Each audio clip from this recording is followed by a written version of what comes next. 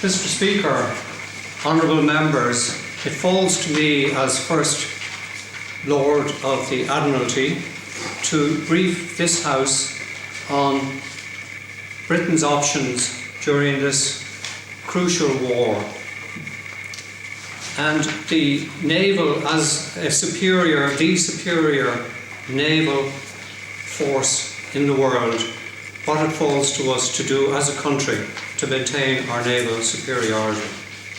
So it falls to me, it's my duty, my pleasure and my privilege to outline to this House what we need to do, the options open to us. The first option, and the one that I think is the best solution for this country, is to increase my naval budget by 70% from its pitiable level today, so that we are able to re-equip the fleet that we have and fight this vicious enemy. So I'm hoping that later, as we have this debate, this House will approve that particular proposal. The second option, Mr. Speaker, honourable members, the second option, Mr. Speaker, honourable members, the second option, Mr. Speaker, honourable members, with that, Winston Churchill, in his speech to the House of Commons in 1914, sat down to silence from his own party and to howls of derision from the opposition. Now, I don't know if Winston Churchill was a member of Toastmasters, and because he seemed up to that point to take the advice to avoid the use of notes. But he learnt a lesson that day, because the press the next day said that this man will never speak on a major issue in the House of Commons again. But speak he did, and spoke brilliantly, but never without the use of notes. Arguably the three best speeches that were made in the last century all had one thing in common. Those three speeches were Churchill's own speech about fighting them on the beaches, Kennedy's speech about man on the moon, and the famous speech, I Have a Dream, by Martin Luther King. They all had one thing in common. They were all delivered from behind a lectern with the use of notes.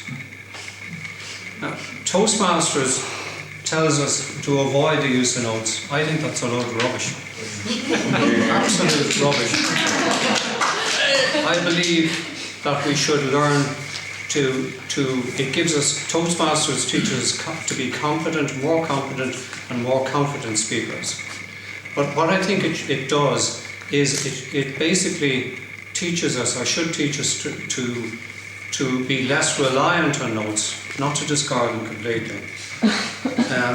There are do's and don'ts with notes. You shouldn't have large pieces of paper rustling around, distracting you, going back maybe to the lectern to check on your train of thought.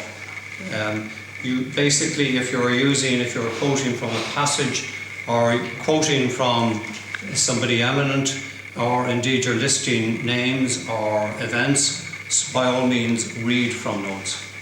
Otherwise, I think you should simply just refer. And I think what you need essentially is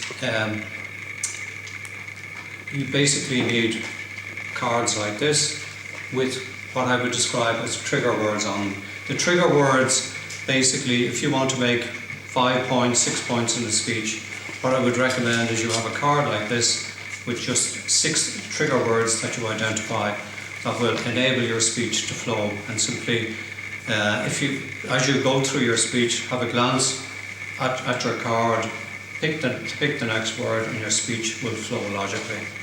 So the point of my little educational piece tonight is, don't discard your notes. Buy some of these cards and use trigger words. So my call to arms is CFN, Campaign for Notes.